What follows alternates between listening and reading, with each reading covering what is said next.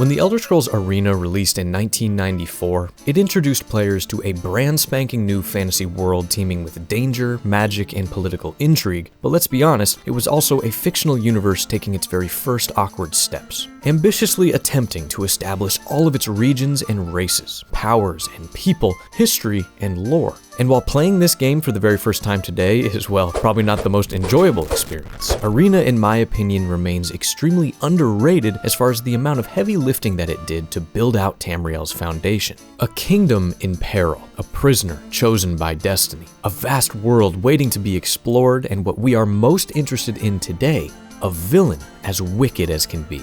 Jagar Tharn is not only the original Elder Scrolls bad guy, he is absolutely the most overlooked. The pioneer of Tamrielic evil that is the mastermind behind the very first events that set this entire prophetic saga in motion, as seen on Alduin's Wall in Skyrim. A classically treacherous, power-hungry advisor to the beloved Emperor, who succeeds in tiptoeing the entire kingdom to the very brink of destruction. A villain that some out there might argue is far too simplistic to ever hold a candle to the others in this series, but I kinda disagree.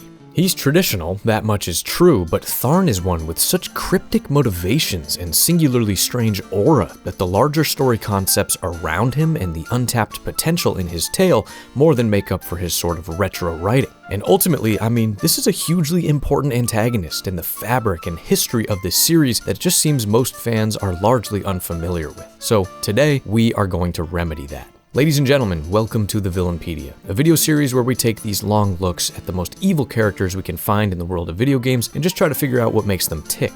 I am Ghost, your host as always, and I want to give a quick thank you to all of my amazing patrons for supporting this channel away from YouTube. If you guys watching this appreciate what I do here and want to help me keep doing it, this is the best way to do so. Without further ado, all I ask of you now is that you sit back and relax as we turn back the clocks and learn all there is to know about the one and only Jagar Tharn.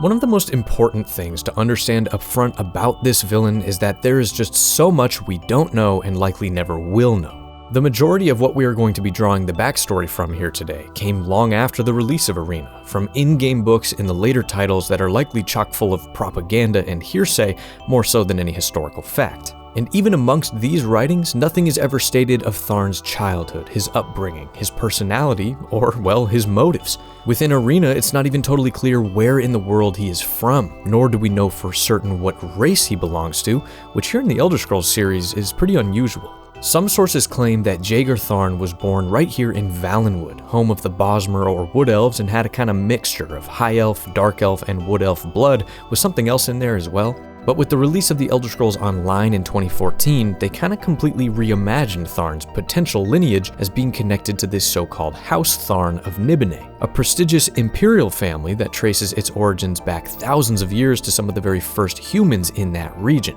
Abner Tharn, a principal character in the MMO, is highly suggested to be his ancestor, but, well, many fans choose to ignore ESO in general when it comes to lore for a multitude of reasons. But whether he was an elf, a human, or something in between, what is certain is the very first mention of this character in the chronology of the world comes as Tharn was already a fully formed adult, not yet attempting to bend the world to his will, but simply living life as a skilled mage and respected priest in something called the Brotherhood of Seth.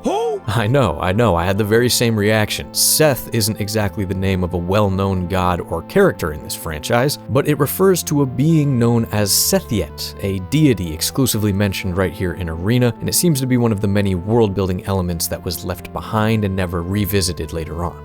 But his high position in this religious brotherhood is actually really important, as it very likely granted Tharn a seat in something known as the Spire Council, an administrative magical body that oversaw the dealings of the fabled Battle Spire. Yes, that Battle Spire, which was basically a magical war academy located in a pocket dimension of Oblivion that was made for those wishing to be trained as battle mages or imperial guards. Now, that's all to say, Jagar Tharn was a widely respected wizard, a member of an exclusive club of some of the wisest wizards in all the land, and it was customary for the current Emperor of Tamriel himself to select his personal advisor from this council.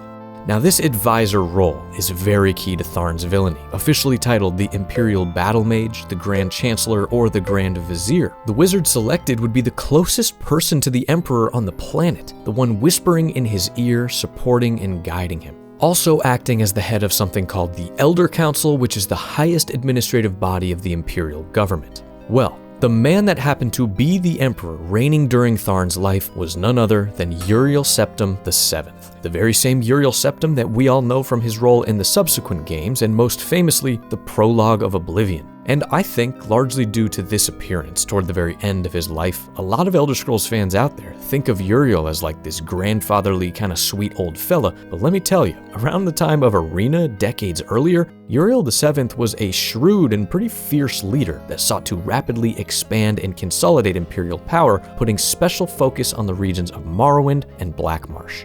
Well, as fate would have it, just a few years into Uriel's ambitious reign, the time came to honor that old tradition of selecting a new Imperial battle mage, and it was who else but the mysterious Jagar Tharn, either by his own masterful skill and genius or with some backstabbing that has been lost to time that ended up filling the vacancy. Now, I do wish we knew more about who Tharn was at this specific point. You know, if he was charming, if he was pompous, if he was aggressive in his pursuit of this role, or if he kind of hid his ambition well and came off as a passive and patient mage. Who the hell knows? But at any rate, once selected, these two proved to be the perfect team. Together they enacted the Emperor's aggressive agenda with roaring success. Tharn proved to be both loyal and brilliant, a master of balancing threat and diplomacy, really teaching Uriel how to wield his power but remain respected, and the Empire flourished as a result. But in the long history of video game villains, I gotta be honest, I can't think of a single one that was satisfied playing sidekick to a greater man. So around this time, in the back of Tharn's mind, treachery began to bloom.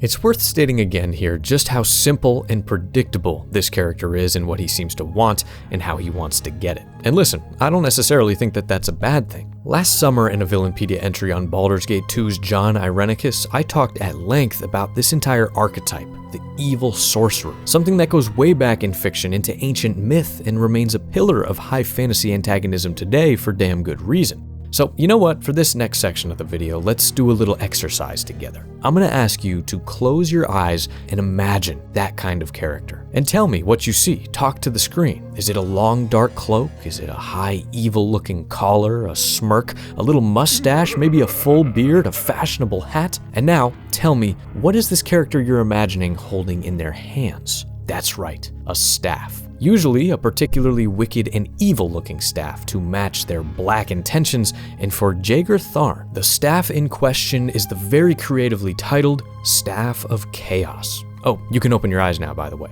Now, the Staff of Chaos is a pretty interesting little rabbit hole of lore in its own right. Originally called Balik Therm and forged thousands of years before the events of Arena, legend claims that this thing is indestructible, crafted out of the very essence of the land itself and adorned at the top with a sigil stone, or a crystalline rock that has been transformed into an extra-dimensional conduit of magical power.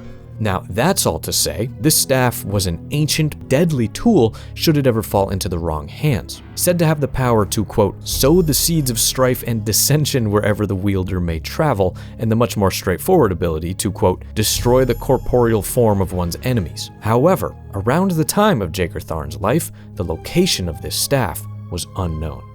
I always find myself deeply fascinated with the moment that a character takes their first step toward evil, and though we aren't totally sure when that occurred with Jagar here, it seems that way back when he was still a lowly priest devoted to Seth, Tharn was something of a thief, routinely stealing books, scrolls, and any scraps of information from the local archives he could find regarding any kind of forbidden dark magic or artifacts as he pleased. And through this thievery, he was able to educate himself fully on the Staff of Chaos. He learned that the object had changed hands many times over the eras, once being wielded by Tiber Septim himself in his conquests, before disappearing for many years, being rediscovered, and then moved to Morrowind, finding a permanent home in the mines underneath the city of Mournhold. And upon learning its rough location, Tharn made it his mission to one day make it his own. But it wasn't until years and years later, as Tharn ascended to the role of Imperial Battle Mage, that Uriel Septim received an urgent message from Baron Zaya, the Queen of Morrowind, containing the very troubling news that the Staff of Chaos had indeed been stolen. Baron Zaya had apparently been charmed, duped, or possibly even seduced by a traveling bard by the name of Nightingale, who pried the information regarding the staff from her and then made off with the object. Now, one account of history states that Jagar Tharn himself posed as this Nightingale and did the dirty work firsthand, while other accounts claim that Nightingale was a hired master thief who was a middleman and then brought the artifact to the mage for payment. But what's funny is the details of this burglary are kind of cloudy because Baron Zaya had tons of propaganda written about her to kind of save face after this embarrassing ordeal, so no one really knows the truth. But one way or another, Tharn acquired the Staff of Chaos in complete secret. And to make it all even sweeter for our villain, upon receiving this news of it going missing, Uriel turned to his new trusted battle mage and asked Tharn to look into the matter personally and keep it quiet. Well, with the staff in his possession and the full trust of the Emperor having been earned, Tharn began to fall in love with the idea of using this weapon to usurp the throne and assume total control of the Empire. But Tharn knew that doing this would be exceedingly difficult. Uriel was beloved by many, many people, and beyond just that, there were complex politics to overcome, dozens of others to contend with should he ever choose to strike at Septim directly. And the Amulet of Kings, that big red diamond traditionally worn by the Emperor, was possibly the biggest roadblock of all, as it would alert the Elder Council through magic should Uriel ever be murdered. So, as Tharn worked out the kinks of his scheme, he continued to serve as the battle mage for over 12 calendar years, never tipping his treacherous hand to any of those around him. Now, personally, I can't imagine planning something this evil for over a decade, dude. That is crazy. I think this villain maybe had too much time on his hands, so maybe he started to overthink it or get a little bit anxious. I guess I respect his patience, if nothing else. Well, allow me to now share this incredibly deep lore cut that I promise you have never heard in your life that I find so funny and honestly pretty stupid. Now, don't take it too seriously, because it's found exclusively in the French language version of the Arena Player's Guide in a world-building sort of intro section that states the following. At some point in the year 389 of the Third Era, Tharn attended this mid-year festival in the Emperor's banquet hall, one of the likely dozens of boring political dinners that he had to show up for as part of his duties. And while there enjoying himself, he overheard the captain of the Emperor's Guard entertaining the crown princess Ariella with a tale of a close friend of his who used an illusion spell to change his appearance head to toe, allowing him to trick an entire gang of bandits into thinking he was their leader. And apparently, this small bout of eavesdropping gave Tharn a Jimmy Neutron brain blast, inspiring him with what he perceived as the final genius piece of his big evil plan. The notion that it took the rawest wizard in the world overhearing someone talking to a little kid to think of using illusion magic is downright absurd, but hey, regardless, impersonating the Emperor did end up being the biggest key to making this plan work. And in the very same year of 389, Jagar decided he had waited long enough, it was time for action, and it went something like this. First, Tharn officially requested a leave of absence from his position for just a few months so he could go study some magic. Uriel had great respect for his advisor, so he approved the leave on one condition, that Tharn appoint one of his apprentices to act as battle mage in his stead. So, a woman named Rhea Silmain, Tharn's top pupil, was selected for the role. Next, after removing himself totally from the public eye and any potential suspicion being lessened, Tharn used those next few months to fine-tune a method of using his magic and the Staff of Chaos to create his very own small plane of oblivion and a portal to said plane. Then, once the magic was prepared, Tharn reappeared from obscurity, privately urging the Emperor to meet with him on rumors of some discovered treachery within his court. And when Uriel and his general arrived to meet with the battle mage, Tharn ambushed them, banishing the pair into that portal. Now, it's important to note that the magic involved in that plane of oblivion was very well thought out. Time moved extremely slowly there compared to the real world, so Uriel wouldn't die for many, many years, and the Amulet of Kings would remain satisfied around his neck. But little did Tharn know that Rhea Silmain had observed this entire scene. However, before she could escape and inform the authorities, Tharn zapped her with his staff, killing her dead. He then transformed himself using that very inspired illusion magic, assuming the full appearance of the Emperor right down to his damn whiskers. He then dismissed or imprisoned all of the Emperor's inner circle, summoning what the game calls demons as his minions, who he then disguised as mortal men. Tharn then exiled the wife of the Emperor to the Temple of the One in the Imperial City and scattered the Septum children to various prisons all throughout the continent to ensure total control. But the final part of this plan was probably the most important. Tharn needed to shut the door behind him, so to speak, to safeguard himself against any aspiring hero or wayward heir discovering the truth of his identity, and as the Staff of Chaos remained the only way to free the real Emperor from his prison, he had to dispose of it. Tharn decided to split the shaft into 8 separate pieces and send them far and wide into extremely dangerous locations all over Tamriel. But to be doubly sure he was in the clear, he also drained the staff of every drop of magic it contained and combined that with his very own life force, his soul, sealing them both safely away inside of something called the Jewel of Fire. Now, the Jewel of Fire is basically just a big fat gemstone. Some legends say it was a fallen star, but for Tharn's villainous purposes, it was essentially a phylactery jar, which was kept safely underneath the Imperial Palace. I mean, listen, I was making fun of him for taking a long time to come up with this stuff, but in truth, it's a very, very solid plan, and one that was executed nearly perfectly. And though no one in the realm knew it at the time, the Empire of Tamriel had a new leader. The following events in this villain's story are known now as the Imperial Simulacrum, a period of history where Tharn ruled as this Fugazi emperor for well over 10 years and in somewhat of a surprise, did a really, really bad job at it. Tharn ruled in almost an apathetic manner, inexplicably neglecting all of his duties and acting recklessly when it came to taxation, diplomacy, and other obligations of the office. And this is a great example of why fans often criticize this antagonist, not only for his simplicity, but, well, his apparent stupidity. And listen, I don't fully understand his motivations either, what he was trying to do here. I'm talking painful economic decline, tons of petty wars sparking up around the continent, the erosion of imperial culture, and the threat that the empire might begin to crumble at its very foundation. Now, there are a couple cool theories regarding this time period, but let's get to those in a second. Because this tumultuous decade is also the span of time where not one, but 2 spin-off Elder Scrolls games take place.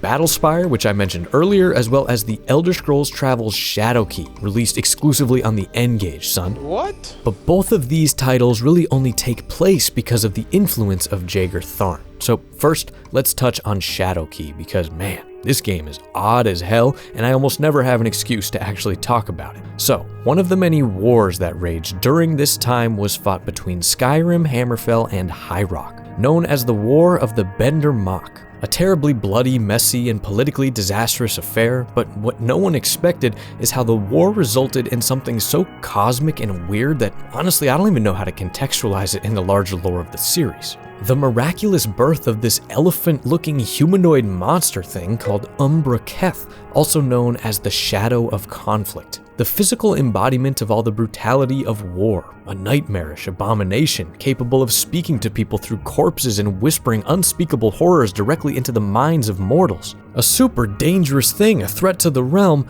that who else but Jagar Tharn back in the capital wished badly to get his hands on and control for his own devices. Now, thankfully, the hero of Shadowkey, known as the Soul of Conflict, beats Tharn to the punch, gathers the 7 star teeth, whatever the hell those are, and defeats the monster. Then in Battlespire, things are even more interesting. So, Jagar Tharn, seeking to squash any who might look into his phony rule, targets the Battlespire and all of his former colleagues, probably because they would be the best equipped to discover the truth. And to do this, Tharn enters into an agreement with the Daedric Prince of Destruction and Change, Mehrunes Dagon. He promises Dagon that he can just have the Battlespire for his own stuff as long as he goes in there and massacres all of the human battle mages within it. But of course, the hero of Battlespire, the Apprentice, goes on a grueling, deeply unpleasant quest to squash all of Dagon's ambitions. But what's interesting about this one is that at the end of the game, the Battlespire is completely destroyed, so Tharn still kind of got what he wanted out of the deal. And even though this is definitely the poopiest game in the entire Elder Scrolls canon, it's very cool to see this villain painted in a brand new light of working in tandem with the Daedra. And this brings us now to the perfect time to touch on a few of those theories I mentioned earlier. Theories that seek to reframe all these events and suggest Tharn wasn't as inept as he seemed, but that tanking the Empire so horribly was intentional, and his main goal from the very beginning as a villain was never to attain power, but to end the Septum dynasty. And this theory has 2 very, very fun possibilities attached. The first relates to this deal he cut with Dagon in Battlespire and a potential deeper connection to this prince, maybe even pinning Tharn as a longtime worshipper of Mehrunes Dagon.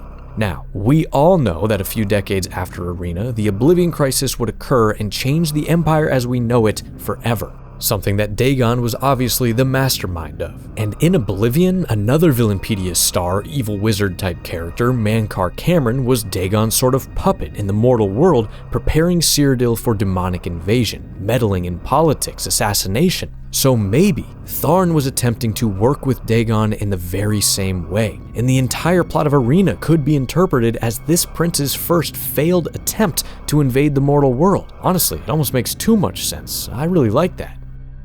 But the second possibility here is even more interesting. Now, remember in the opening we were talking about the lack of concrete information about Tharn's heritage and race? Well, let's assume that he was that kind of mutt mix of all the different elven bloods. Tharn would be acutely aware of all the rapid expansion into elven provinces around this time. Shoot, he was helping Uriel do this very thing in Morrowind. So it's fun to think of this character as like this elven agent of freedom, willing to sacrifice himself and go to these extreme lengths to protect Myr all over the provinces by just weakening the Empire. I kinda like that too. Now, unfortunately, I think the actual truth of the matter is that this game's story was never meant to be that deep, not even close. And Tharn is just the kind of one-dimensional bad guy that the developers created to be waiting for you at the end of your quest. But hey, a man can at least dream of deeper meaning. Well, now, my friends, we come to my favorite part of the video where we ask the very simple question, what are we going to do about all this? How are we, the player, going to go stop this villain? And when it comes to Arena, I actually do think the setup of things here is pretty dang cool. So your player character, whatever you decide to make, is known as the Eternal Champion. And in the opening seconds of the gameplay, you are spoken to by a woman we already know everything about. It is the spirit of the late Rhea Silmain. Listen to me. There are no others left to carry on this fight. You have been left in this cell to die. Jagar Tharn, Imperial Battle, Mage of Tamriel, has taken on the guise of the true Emperor. He does not see you as a threat, being only a minor part of the Imperial Court. In that act of arrogance, he has made his first mistake. Look to the north wall of the cell. You will find a ruby key which will unlock the door. Take it and make your escape. It seems Silmain's body was destroyed, but her spirit endured. I guess Tharn didn't think about destroying that thing too, which is a terrible oversight. And wow, I mean, she spills all the beans straight away. Tharn placed you in this cell. You used to be in some way connected to the Imperial Court. He's faking being the Emperor. It's up to you to get out there and go stop him. No frills with these kind of classic games, just straight into the action. Now, I want to give a quick shout out to A Bard's Ballad, a super underrated Elder Scrolls channel that allowed me to use some of his footage from a recent playthrough for this video. Everyone go check him out and give him some love.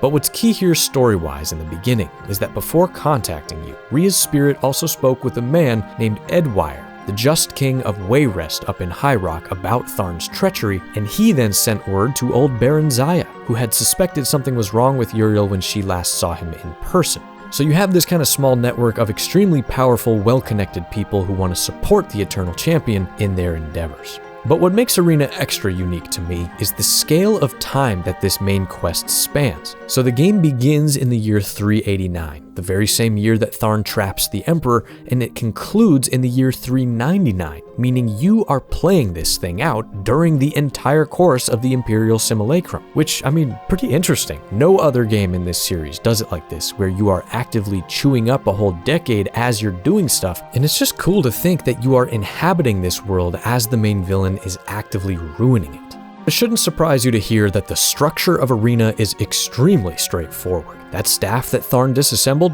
you have to go assemble it if you want to free the real Emperor. So, Rhea's spirit guides you all over the continent, to each one of the dangerous dungeons that holds one of the fragments. The first is Fang Lair, an abandoned dwarven mine on the border of High Rock and Hammerfell. Next, Labyrinthian, which you may know from its second appearance, an ancient Nordic ruin located in Skyrim. Then the worst one, Elden Grove, a legendary forest deep in the heart of Valenwood. The Halls of Colossus in Elsewhere, the Crystal Tower in Somerset Isle, the Crypt of Hearts in High Rock, Mirkwood in Blackmarsh, and then finally, to cap it all off, the head of the staff is buried in Dagoth Ur, the famous volcano found in the heart of Vardenfell, Morrowind. It really is a globe-trotting affair, man, and in between these dungeons, there's so much other quality stuff weaved in there. Riddles and demons, interesting people, places, and factions. I think it's a pretty good time. And in a wonderfully arcade-like tone, after you pick up each one of these pieces of the staff, Jagar Tharn himself comes to you in a vision to talk a little smack before sending some minions your way. And this is where he makes the majority of his presence felt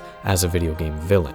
I do not know who you are, but you have made a fatal mistake. Rhea Sylvain and her feeble powers are no protection for you. I should have discorporated her when I had the chance. I will not make the same mistake again. I will use the same dream bridge that she uses, sending my minions across time and space. Already they arrive, ones worthy of the attention you deserve. They will relieve you of the burden of the staff piece you now hold. Give it to them, and I will order your death painless and quick. Resist, and I shall see you in such suffering that you will grovel for the sweet release of death.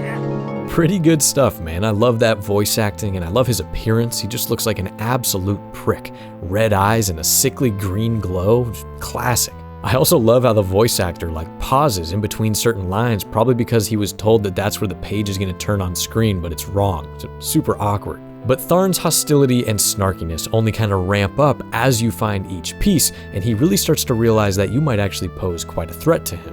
The test is most dire. Continue along this path, however, and you will face such things as to make your very heart freeze. It is obvious, whoever you are, that you are a cunning and worthy foe. Perhaps Rhea chose well, even if it was her last act. I will not insult your intelligence with further digression. My minions soon approach, but I will not consign you to the dark door of death. You have proven your worth.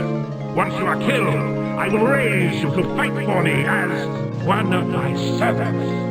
Give him to me now, and I offer you everlasting life. Now I will say, the biggest issue I have with this villain and his implementation here in game is how this shtick gets a little bit old after the first 3 or 4 fragments. Believe me, I love getting bullied through FaceTime as much as the next guy, but outside of these isolated moments, honestly, you don't think about Tharn much, if at all, during your quest. And because all of his secrets are told to you right in the opening cutscene by Rhea, it's not like you're uncovering the truth of this false emperor and trying to figure out who he is or anything to keep you engaged. It's almost like they put him up on your screen to just remind you that, hey, there's an evil wizard waiting for you at the end. But I digress. Once you have assembled all the fragments of the staff, you have completed all the side content you want, explored to your heart's content, it's time to finally free this damn emperor, and to do that, Jagar Tharn must die. The climax of this game takes place where else but the heart of the realm, the Imperial Palace, and as you enter, Tharn has a great final mocking message for you. I have watched as you blundered your way to this place. At one time, I even considered approaching you with an offer to lead my Imperial Guard. But it is plain that you are not worthy of such a position. Be not fooled by what you would call success in your journey across the Empire, for you have never faced a being as powerful as I. Your death shall be slow and torturous, a suffering that shall span the millennium. Come, I await you in the dungeons below. And now all you need to do is descend into the depths. 4 levels of dungeon crawling with vampires, knights, liches, and all kinds of other nasty things until at last you reach the bottom. A great lake of liquid lava where in an absurdly anticlimactic manner, Jagar Tharn just appears without talking or anything and is immediately hostile. Also hilarious that they use the same exact model as the vampire, but just give him a wizard staff. Incredible. And unfortunately, the final boss is also pretty anticlimactic. It's not much of a boss fight, honestly. Tharn is impervious to your strikes, so what you gotta do is hunt around in the right cell in this area while avoiding him to pick up a key, which opens up another nearby cell, and that is where Tharn has been keeping his most prized possession. It's the Jewel of Fire, baby, and here lies all the power of the Staff of Chaos, here lies Tharn's very soul, and now, let's just watch things unfold.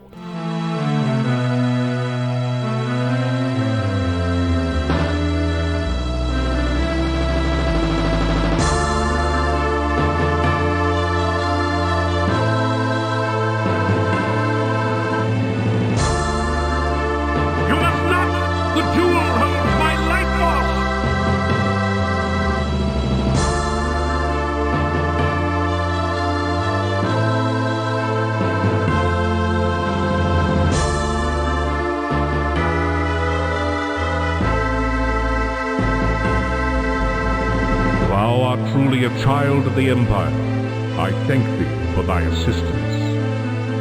I have a particular idea as to the question of your service in mind. From this day forth, thou art named the Eternal Champion. From thy hand shall be dealt the needs of the Empire.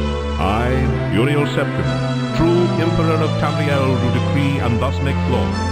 Arise, my champion, and take thy rightful place at my side. And just like that, Tharn's faux reign as Emperor, as well as the decade-long Imperial Simulacrum, come to a definite end. Uriel Septim VII is saved, Rhea's spirit can be at peace, and the Eternal Champion rides off into the sunset. For a lot of fans of the Elder Scrolls, it seems that the series, the real series, begins with Morrowind and moves forward from there. Even Morrowind fans are referred to as Morrow Boomers because of our advanced age and get-off-my-lawn attitude. Now, some out there are adamant about Daggerfall being the first great Elder Scrolls title, and I respect that, but Arena, oh my goodness. Arena is treated like this ancient, indecipherable ancestor that smells bad, and we agree to keep him locked up in the attic and never talk about it. And I honestly think that one of the most fascinating things that is lost in that disconnect with the fandom is Jagar Tharn. Not because the character is masterfully written or nuanced, we just covered that he isn't, and not because he paved some sort of vital path for the villains that followed him. I don't necessarily think that he did, but simply because this is the first Elder Scrolls antagonist ever. He almost toppled the Septim Dynasty, man, and there is so much unexplored potential that surrounds him. Now, if there's one thing I think the Elder Scrolls series does consistently, incredibly well, it's build upon itself. Every single game that has released, including the ones you might not like very much, has only widened the scale of Tamriel's lore and added some greater context or significance to various events or individual people and their deeds in the past. So I find it very interesting how even now, 30 years later, very little work has been done in this way on Mr. Tharn. Imagine, in the Elder Scrolls 6, finding his tattered journals in the bowels of the Imperial Palace, illuminating some secret scheme he had all along in his struggles ascending to the role of Battle Mage. Or imagine being able to meet with his very spirit in Oblivion and learn some deeper Daedric connections or malicious schemes he held in his mind. Other characters like Mannimarco have gotten this exact sort of treatment to kind of elevate their place within the lore, and I think it is way past due that Tharn gets treated like what we all know him to be, a legend of Tamriel and a villain that is more than worth remembering.